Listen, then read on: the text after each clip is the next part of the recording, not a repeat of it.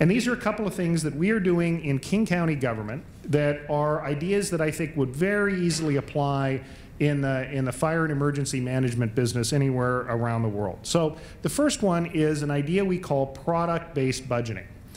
And the idea here is to think about public services as products, okay, that our customers, meaning the public, buys from us with their tax or fee revenues that they give us.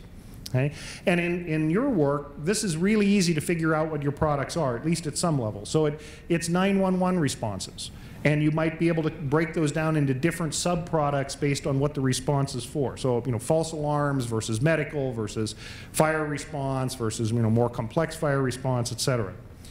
Inspections or dispatching or training are all products that you have, products that you provide. And so the core of the concept is to think about what those services are, and then to organize your budget and organize your planning around those products. So what we're doing in this work is, once we know what our products are, we identify who our customers are, and it's going to be a different mix of customers depending on what product it is. We set quality measures. What kind of quality do we want to provide? What kind of timeliness do we want to provide? And then we track that. And so I know in your work, response times are something you all know. You know what your goal is for response time, and you know what your actuals are for response time. At least I hope you do. And so that's an obvious product measure that you can use in this concept. And then we also say, okay, how much are we spending on each of those products? And what does it cost us for every unit of that product that we provide?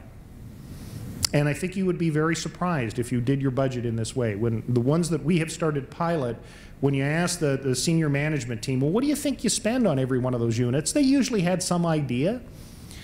And some of them were pretty close, and others were off by 500%. Because we don't tend to think about it this way. We think in these aggregated levels. Okay?